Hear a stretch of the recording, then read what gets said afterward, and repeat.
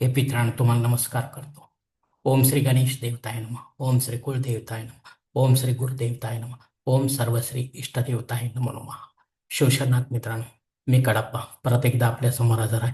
माझ्या धर्मकरम चॅनलमध्ये आपले सहर्ष स्वागत करीत आहे.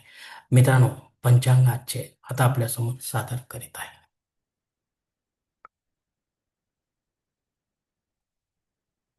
मित्रांनो, आज शनिवार दिनांक 6 डिसेंबर 2025, शालिवान शके 1947, संवत्सर विश्वावसु, अयन दक्षिण, ऋतू हेमंत, मास मार्गशीर्ष, पक्ष कृष्ण.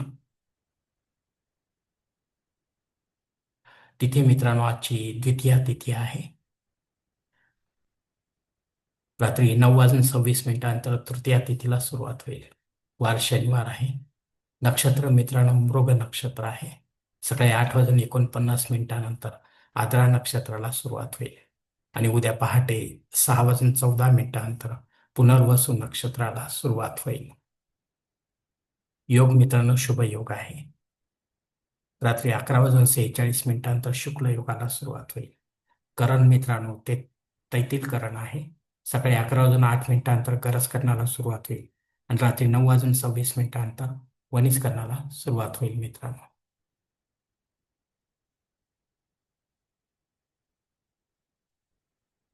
प्रमुख ग्रहांची राशीस्थिती पहाटे 5:30 वाजता अशी असणार आहे. सूर्य वृश्चिक राशीत असेल, चंद्र मिथुन राशीत, गुरु मिथुन राशीत आणि शनिदेव मीन राशीत असणार आहे. मित्रांनो, सध्या चंद्र राशीनुसार कुंभ, मीन व मेष या 3 राशींना 7.5 सुरू आहे.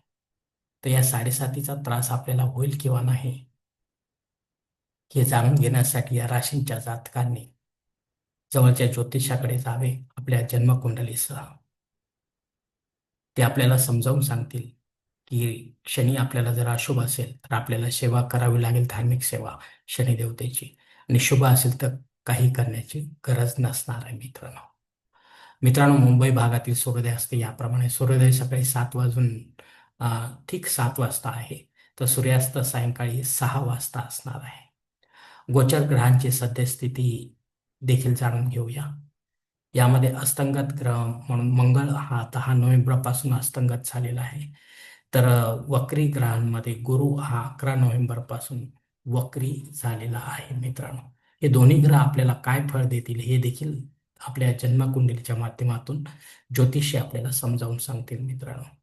मित्रांनो, या पंचांगाच्या आधारे आता आपण आजच्या पूजेसाठी लागणारा संकल्प सोडणार आहोत. तेव्हा आपण आपल्या उजव्या हाताच्या तळहातावर एक पळी पाणी, थोडे अक्षत, एक फुल वा फुलाची पाकळी घ्या आणि हा छोटासा संकल्प म्हणायला सुरुवात करा. हरोम शिव शिव शंभो राज्ञया प्रवर्तमान सद्य ब्रह्मणो द्वितीय परार्धे श्वेतवराह कल्पे वैवस्वत मन्वंतरे कलियुगे प्रथम पादे जम्बुद्वीपे भरतवर्षे भरतखंडे मेरो दक्षिण दिग्भागे महाराष्ट्र देशे व्यावहारिक चांद्रमान शालिवान शके 1947 प्रभादी षष्ठी संवत्सरामध्ये विश्वावसु नाम संवत्सरे दक्षिणायने हेमंत ऋतू मार्गशीर्ष मासे कृष्ण पक्षे मंदवासरे मृग नक्षत्रे शुभयोगे तैतील करणे द्वितीया शुभतितो वीरगोत्रात उत्पन्न मे कडाप्पा मोपात दुरित क्षय द्वारसी पार्वतीपती परमेश्वर पित्यर्थ विधिवत पंचोपचार नित्य देवपूजा एवं इष्टलिंग पूजा करिष्ये. मित्रांनो, याच ठिकाणी हा संकल्प संपला आहे. तेव्हा आपण आपल्या उजव्या हाताच्या तळहातावर संकल्पाचे पाणी समोरच्या तामणात सोडून द्यावे. मित्रांनो, या संकल्पाची वेळ मर्यादा सकाळी 8:49 आहे. या वेळेनंतरही आपल्याला संकल्प सोडायचा असेल कुठल्याही धार्मिक विधीच्या संपन्नतेसाठी तर कृपा करून आपण वरील बदललेल्या पंचांगाचा आधार घ्यायचा आहे. नवीन संकल्प तयार करायचा आणि त्या संकल्पात आपण करत असलेल्या धार्मिक विधीचा उल्लेख अवश्य करायचा आहे. तेव्हाच आपली धार्मिक सेवा संबंधित देवतांपर्यंत पोहोचेल आणि त्यांचे आशीर्वाद आपल्यापर्यंत पोहोचतील. आपले जीवन अधिक सुखमय बनेल मित्रांनो. मित्रांनो, आता मुहूर्त विभागामध्ये पाहूया. या धार्मिक विधी त्यांचे मुहूर्त काळ याप्रमाणे दिलेले आहेत. सर्वात प्रथम साखरपुडा यासाठी मुहूर्त दिलेत दिनांक 12, 13, 14, 15 आणि 16. डोहाळ जेवणासाठी मुहूर्त आहे दिनांक 8. बारसे करण्यासाठी मुहूर्त आहे दिनांक 8, 13 आणि 16. जावळ काढण्यासाठी मुहूर्त आहे दिनांक 8 आणि 15. गृहप्रवेश करण्यासाठी मुहूर्त आहे दिनांक 12 आणि 15. आता मुहूर्ताच्या दुसऱ्या भागात देखील पाहूया मित्रांनो. उपनयन करण्यासाठी माघ मासाशिवाय मुहूर्त नाही. विवाह करण्यासाठी तसेच भूमिपूजन व पायाभरणी करण्यासाठी आणि देवमूर्तीची प्राणप्रतिष्ठा करण्यासाठी या मासात आता एकही मुहूर्त उपलब्ध नाही मित्रांनो. वास्तू शांती करण्यासाठी मुहूर्त एकमेव दिनांक 6. मित्रांनो, वरील काही मुहूर्तांच्या तारखेत वेळेची मर्यादा देखील असू शकते. कृपया ते जाणून घेण्यासाठी आपण मला कॉमेंट्स बॉक्समध्ये विचारावे किंवा योग्य पुरोहितास व पंचांगधारकास संपर्क साधावा आणि मगच आपल्या जन्मकुंडलीच्या अनुसार आपल्यासाठी योग्य असा मुहूर्त निवडावा, जेणेकरून आपल्या मुहूर्तामध्ये कोणत्याही प्रकारची बाधा उत्पन्न होणार नाही आणि मुहूर्ताचे पूर्णपणे फळ आपल्याला प्राप्त होईल मित्रांनो.